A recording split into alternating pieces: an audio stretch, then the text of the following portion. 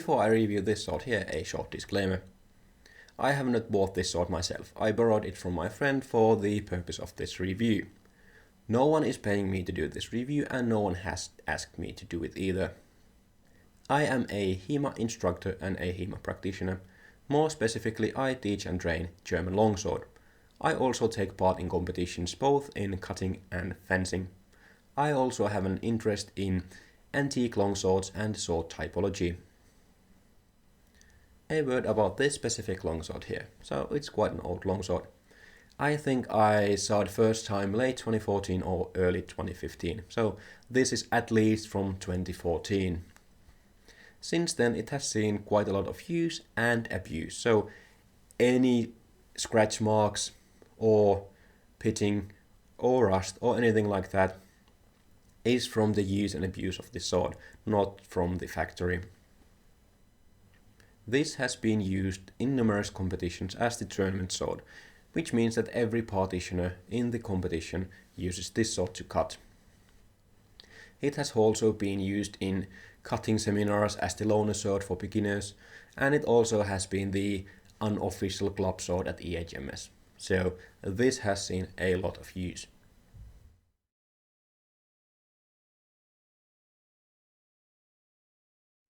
This is the Albion Earl. It is part of Albion's next generation line, which means that it's not a reproduction of a specific historical piece. Instead, it's made to represent a specific type of a sword. This sword is based on originals from the mid to late 1500s in the Germanic-influenced areas. The Albion website calls this an 18B, but I would call it an 18A. This is because I don't think the blade is slender enough and the handle long enough to qualify as an 18B. A good example of an 18B is the well-known Munich sword. Albion also has a sword based on that one. About the specs of this sword, you can see the numbers on the screen right now. My generic requirement for a sword in this category is that the delivered sword is within 2% of the specs shown on the web page. For a more expensive sword, like something in the €2,000 category, I usually want that to be within 1%. As you can see from the numbers on the screen, this passes with flying colors. This sword is very well within the specifications shown on the web page. This sword being about €1,100, but it's somewhere around the middle of the next generation line's prices. What you want to remember when comparing this sword to swords from other manufacturers in the same price category is that this does not come with a scabbard, so when you order it you only get the sword. Before we get to the closer look, I once again want to say that this is an old sword, so any pitting, rust, scratches and so on you might see are not representative of what you would get from Albion if you bought a new sword. Those are marks of use.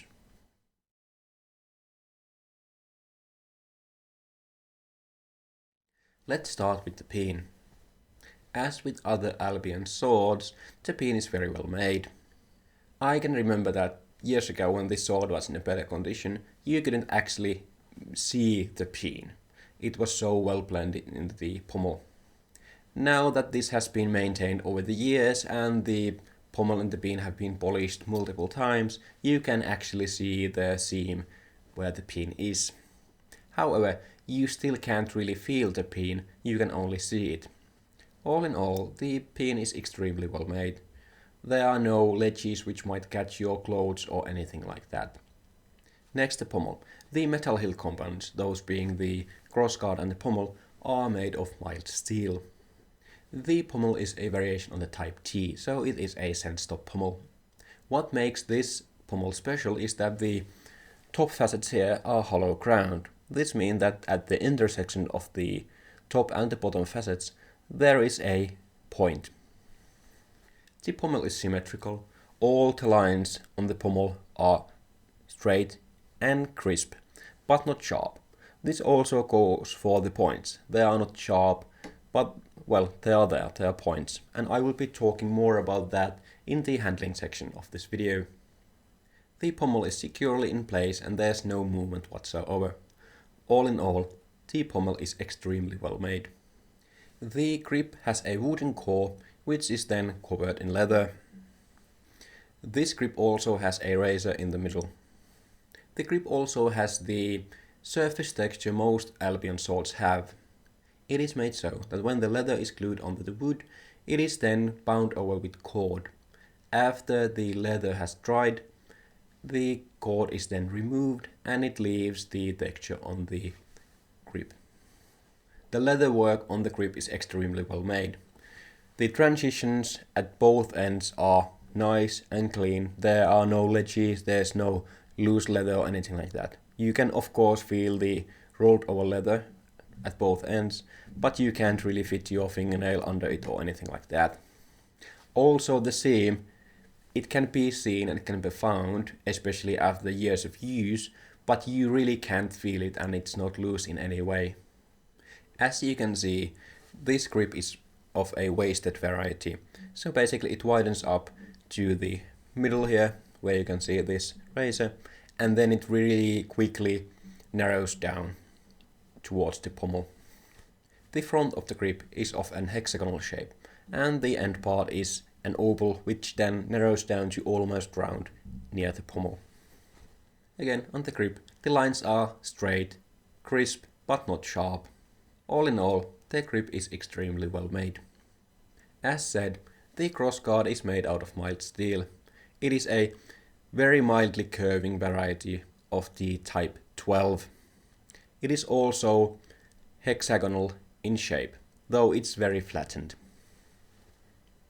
Once again, the lines are straight and clear, the curvature is even, and in all, the crossguard is extremely well made. The gap in the transition from the crossguard to the blade is almost non-existent. As said, this sword has seen a lot of use and abuse, and as a result of that, the crossguard has come loose a little. The crossguard is not really dangling around, and you can basically feel the movement and you can hear it, but it doesn't really affect the usability of the sword in any way. I think that this is caused because the sword has slipped out of the cutter's hand a few times. One being me, the other being the owner of the sword. So basically, while cutting, our grip has slipped and the sword has gone flying and hit the floor. So, there you go. At the middle of the blade, the crossguard widens up to match the hollow crown shape of the blade. Because of that, there is an edge at the middle of the crossguard. Again, it's not sharp, but it's there. I'll be talking more about that in the handling section of this video. Then to the blade. It is made out of carbon steel, and as I said, I would call it an 18A, but the Albion site lists it at an 18B. From a manufacturing point of view, the blade is extremely well made. It's not bent in any way, and it's not twisted or turned in any way. The edges are straight and even. The midrib is at the middle of the blade, and it's straight. The blade is of an flattened diamond cross-section, though it's aggressively hollow crowned. Because of that, there is a very prominent midrib at the middle of the blade. The blade has both profile taper and distal taper. The blade starts rather wide and then narrows down slowly until after the cutting portion of the blade, it then narrows very aggressively to a reinforced point. For the distal taper, it starts rather thick and then slowly tapers towards the middle of the blade. After that, it then more aggressively tapers all the way to the point. This gives the cutting portion of the blade a rather wide and thin section. The cutting portion of the blade is rather thin, but because of the hollow crowned section and the prominent midrib, the blade is still rather stiff. There is some bend, but very minor. This makes this both a good cutting and a thrusting sword.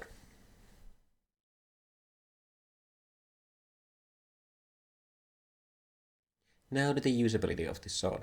I have split this section to 3 different parts. The first being the generic handling and usability of this sword. Second being the usage of this as a training tool for cutting practice. And the final part being this as a sword for cutting tatami. Let's start the handling and usability with the 2 points I already mentioned, those being the pommel and the crossguard. As said, the pommel has these points here, and even though they are not sharp, they are still there. If you like to hold the pommel in your hand, this is really not your sword. It's going to be very uncomfortable, even with a glove. The points are sharp enough that they can scratch you, and that has happened to me multiple times. If you use this sword as I think you should, so with a proper grip and proper body mechanics, the pommel is not going to come in contact with your forearms. However, if you don't, so you basically get tired or for some other reason don't have a proper grip on the sword, be aware that it might scratch you even through clothing. The other thing is the thicker portion at the middle of the crossguard. Because of that, if you want to have a thumb grip on the sword, such in the German systems, you really can't have your thumb at the middle of the blade. Firstly, the ridge is there and it doesn't feel exactly comfortable under your thumb. Secondly, there's quite a lot of drop from the crossguard to the blade itself. Because of that, you can't really press your thumb on the blade at the middle. That will leave the end of your thumb hanging in the air. Instead, you need to have your thumb on one or the other side of the middle of the blade. Now to the handling itself of this sword. Firstly, this has quite a lot of blade presence. This doesn't mean this is blade heavy as some bad swords are. It just has blade presence. You can feel the blade and you really know where it is. This is good for cutting swords. What is interesting with this sword is that it's quite wieldable in both one and two hands. It is definitely a bit more agile in two hands, and based on the length of the grip and how it handles, it's definitely designed to be used in two hands, but it can still be wielded rather well in one if you need to. So if you want to have a sword which can be used both in one and two hands, let's say in one hand on horseback or with a shield, and in two hands in other situations, this is a great option. It works both ways. From a handling perspective, this is a rather agile sword. It is easy to chain cuts, transition from a parry to a cut or the other way around, and in general move the sword around. It is also easy to move the point around or keep the point in place if you need to. These characteristics make this sword good for both cutting and thrusting. When it comes to handling, the grip is really nice. It is long enough that even with big hands you have enough space to have a proper and comfortable grip. It also gives you enough space to use a few different styles of gripping, which can be very important for some people. The things this really is not good for is holding the pommel in your hand, and in my opinion you shouldn't do that in the first place most of the time. And the second is that this is not perfect for thumb grips, as you can't have your thumb wherever you want, though having it to one side is not that bad actually. The grip is also very good for indexing the blade. Because of the hexagonal front section, it is really easy to tell where the edges are at any moment. All in all, the grip is extremely good and it gives a very comfortable and secure hold on the sword. Then this sword as a training tool. I have a lot of experience using this sword for cutting practice. I think I have easily the most hours in this sword when it comes to practice. My Precious Padona is probably getting close by now, but this is still the number one sword I have used when practicing. To start to talk about this as a training tool, the first thing is that this is historically accurate. So this is based on actual historical swords, which in my opinion is rather important. This is also a good combination sword for cutting and thrusting. And I think this is very nice from training perspective because most of the medieval longsword manuscripts have heavy use both on the thrusting and cutting side of fencing. When it comes to sword wind, or the sound the sword makes when it travels through air, I think this has the best sword wind I have ever heard. This is not because this has the loudest or the clearest sound wind ever. It is because this has actually two different types of sound it makes.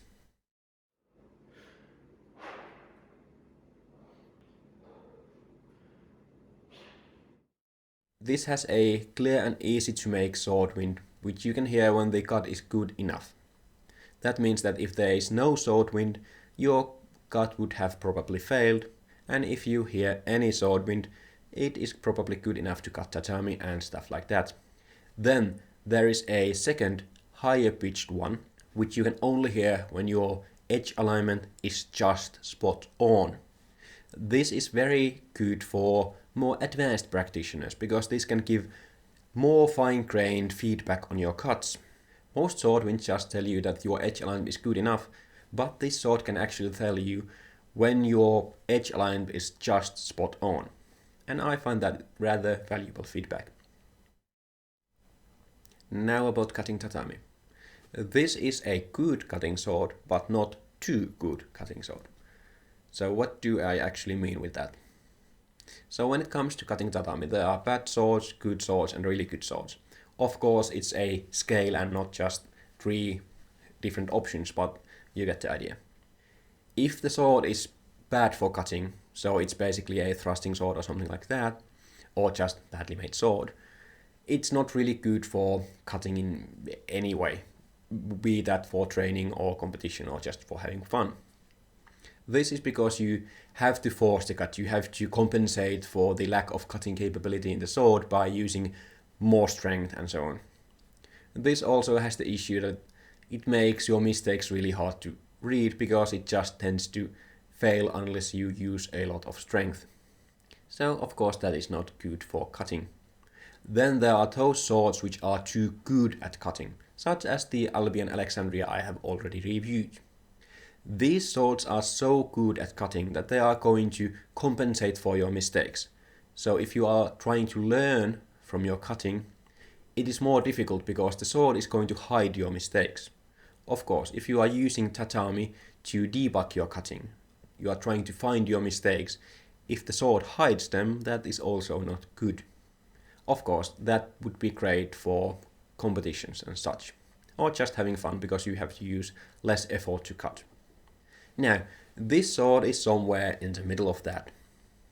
It's not in any way a bad cutter, but it is not a great or an exceptional cutter. What this means is that it gives you valuable feedback when you are doing cutting, at least with tatami. And this is very, very important from a training perspective. If you make mistakes, the sword will show them to you. But if you cut well, the sword will go through tatami effortlessly. This is not the best option when going to a competition because there are way better swords for that, but if you really need to, this can be do just fine. Just understand that some other people might have an edge on you because they have a better cutting sword. So all in all, when you want to use a sword for a training tool, be it just cutting air or also cutting tatami or other cutting media, this is an exceptionally good sword for this. This is probably the best sword from a training perspective I have handled. This doesn't mean there are not better swords for training purposes, but from the limited amount of swords I've had the possibility to handle, this is the best one.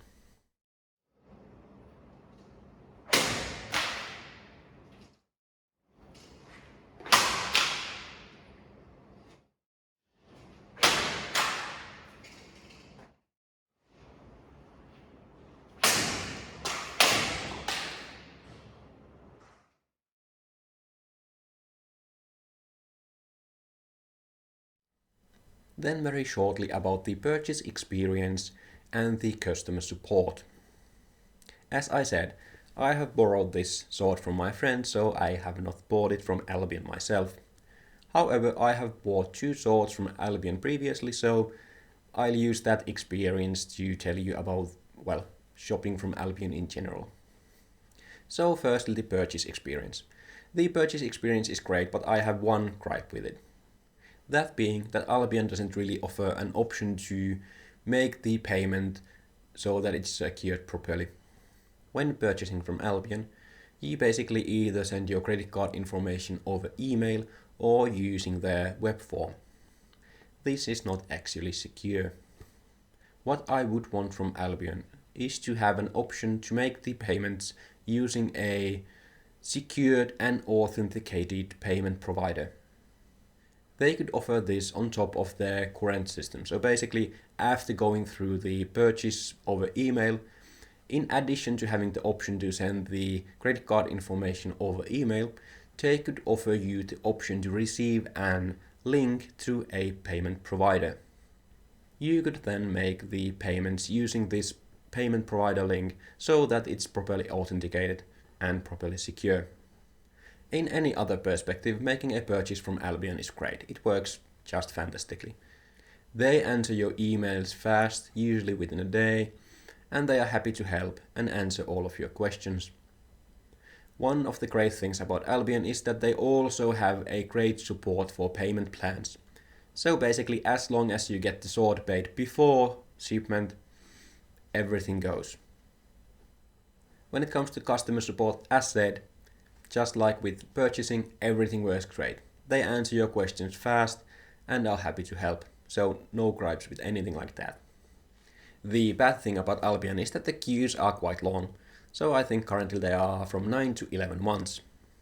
That is understandable, taking into account that these are handmade swords and the demand for Albions is rather high. But again, it would be of course nicer to have them faster, but you can't have everything.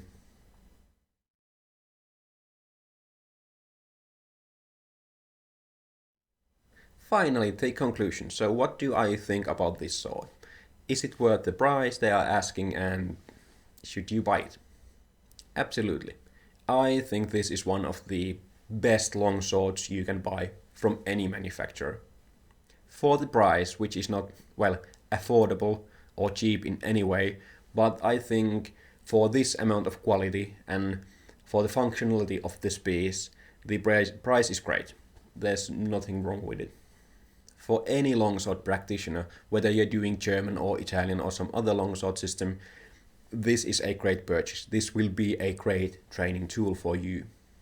Also, if you just want a sword for backyard cutting, this is a great tool. This will take a lot of beating, lot of use, lots of abuse, and it will hold. This is still in a good condition when taking into account all the use and abuse this has seen over the years. When it comes to collectors, well, all Albions are very well made and it's basically up to you if you like the look of this sword. But at least know that generally the resale value of Albions is quite high. The one person I probably would not recommend this to is if you are specifically buying a sword for competitions. Then you can do way better with something like the Albion Alexandria or Albion Principe. All in all, this is an extremely good sword and I really like it. I just hope I own one myself. So that's my review of the Albion Earl. If you liked the video, leave a like. And if you own this sword or other Albions, go down to the comment section and tell me about your experiences with them. Also, if you are anything like me and you like sword reviews or cutting related content, go and subscribe and also click the bell icon so you get notified when new videos come online. See you next time.